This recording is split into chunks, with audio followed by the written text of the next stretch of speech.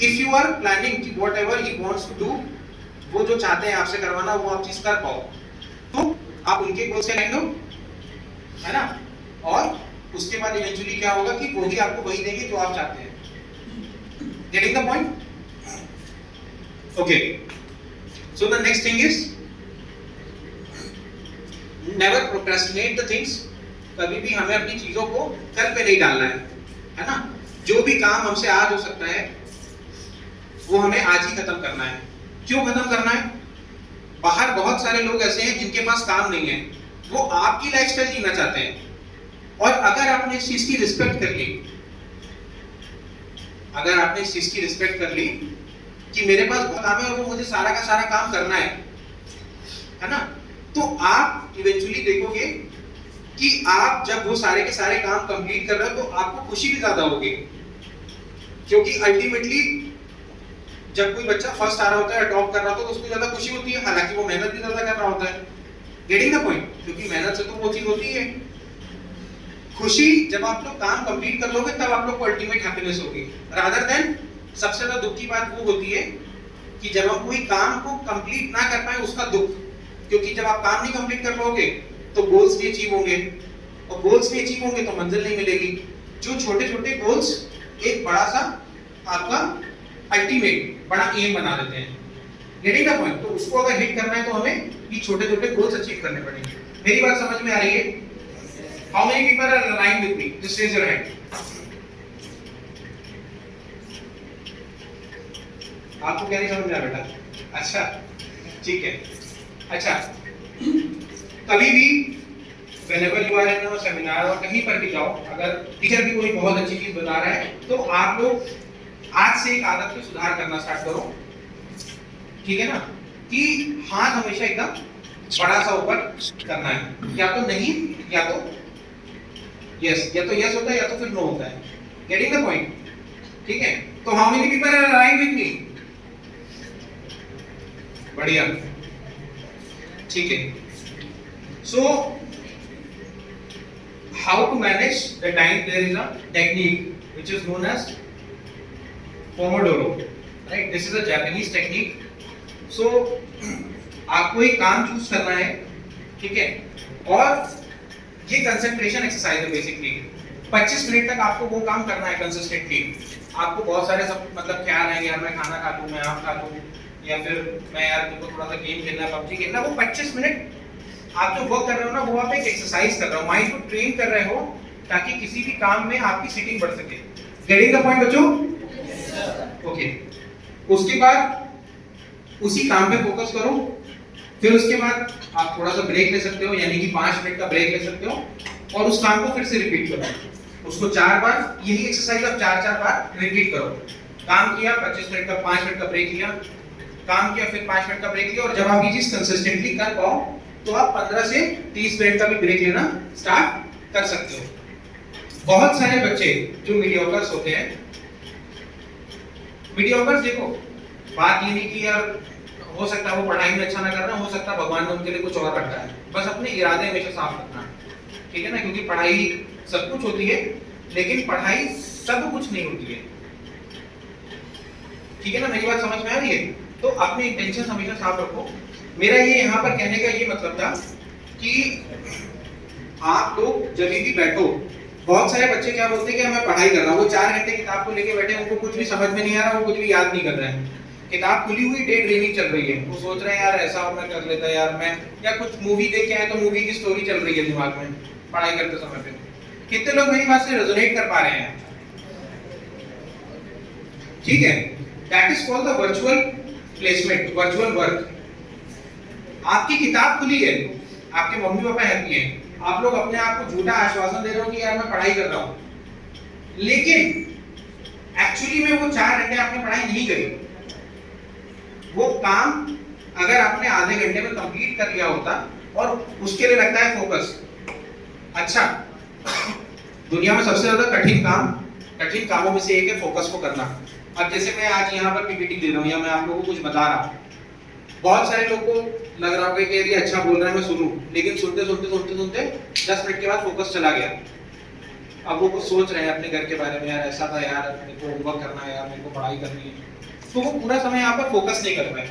अब जब वो वहां से चले जाएंगे तो उनको लगे यार वो बहुत अच्छा रहता है यार, अगर थोड़ा सा फोकस कर लेते, पूरा सुन लेते, तो शायद काफी सारी चीजें अच्छी हो सकती थी। मेरी बात समझ में आ रहा है? अब तुम लोग यहाँ बैठे हो, ऐसा तो कर नहीं सकते हो कि यहाँ से उठ के चले जाओगे, होमवर्क करने लगोगे या खेलने चले जाओगे या जो भी चीजें खेल रहे हो, focus on the ball, focus on the running between the legs. और कहीं पर बैठे हो तो वहां पर पूरा का पूरा फोकस करोगे। और जब आप लोग ये टेक्निक को आजमाना स्टार्ट कर दोगे, आप लोग देखोगे आप लोग का टाइम मैनेज हो गया। मेरी बात समझ में आ रही है बच्चों? मेरी बात समझ में आ रही है? कितने लोग मेरी जो भी बातें हैं उसको इस कमरे से बाहर लेके जाने की कोशिश करेंगे? कितने लोग हैं हैंड्स डाउन जो मेरी बात को कमरे से बाहर लेकर चले जाएंगे?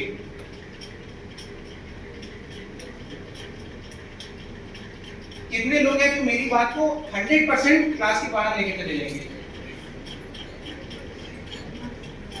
ठीक है, देखो क्वेश्चन सेम था तीनों टाइम, मैं आप लोगों को बताने की कोशिश कर रहा हूं। जिसने इस बार भी हाथ उठाया, क्योंकि लेके सब लोग बाहर जाना चाहते हैं, जिसने इस बार भी हाथ उठाया, हो सकता है कि वो भी ना लेके जा पाए, मतलब हो सकता है कि वो भी इस चीज को बहुत समय तक लाइफ में फॉलो ना कर सके, लेकिन वो बाकी लोगों से एक स्टेप ऊपर निकल गया। समझ रहे हो ना? और इसको तुम एक इस सेइंग से भी जोड़ सकते हो, which is very well said by मतलब very well said by one of a very मतलब renowned writer, कि आप अगर किसी चीज, किसी सपने को सोचते हो, मतलब if you dream about something, अगर आप किसी चीज के लिए ड्रीम ना करो, सबसे पहले तो अगर आप किसी चीज के लिए ड्रीम ना करो, you guarantee that you will be failing. Getting the point? You guarantee that you will be failing. But if you dream about something, it's a probability that you will win. Guarantee वहां भी नहीं है, guarantee यहां भी नहीं है, लेकिन यहां प्रोबेबिलिटी बढ़ गई। समझ में आ रही है? And life is all about probability, life never runs upon a guarantee. ठीक है? आप में से कोई भी एक मुझे चीज बताइए जो कि गारंटी पे वर्क करती है कि ये चीज होना ही होना है। एनीवन वॉलंटियर करो यार, गलती तो होगा, उससे तो क्या होगा? मैं होगा तो मैं फट से हाथ खड़ा करता अपनी क्लास में। एनीवन ट्राई, हाथ खड़ा करो, बोलो बिंदास, गलती तो होगा, इससे तो क्या होगा? मैं मार्क्स नहीं दूंगा। Very good. Day and night, day and night, day and night की गारंटी, डे एंड नाइट की गारंटी है तब तक जब तक अर्थ को कोई मीटियोर वगैरह हिट ना कर दे। That's a probability, बहुत बड़ा ही है। तुम बताओ। वेरी गुड ट्राई, पर ये तुम लोगों से काफी ज्यादा आगे ऑलरेडी निकल चुका है। सही बात है, you can clap for it. What is that? आप बताओ बच्चा। Sir sun rising and setting. हाँ नहीं सही बोल रहा है, कम से कम उसने खड़े होकर बोला सन राइज होता है। अगेन सेम चीज है कि वो चीज तब तक एप्लीकेबल रहेगी जब तक हो सकता है कि कोई आकर के हिट ना कर दे। सन की भी लाइफ है जो कि कुछ बिलियन ईयर्स की है ना? कहने का मतलब है वो चीज चलती रहेगी, है ना? तो घर से अभी यहाँ से घर जाओगे, लेकिन गारंटी नहीं है। तुम बताओ बच्चा।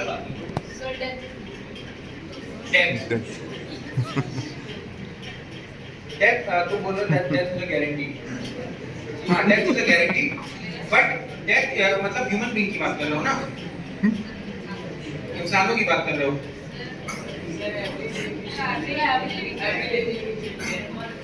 ठीक है, हो सकता है कि आगे चलकर की कोई ऐसी टेक्नोलॉजी आ जाए जिसकी वजह से आदमी सरवाइव कर ले। हो सकता है आग खत्म हो जाए।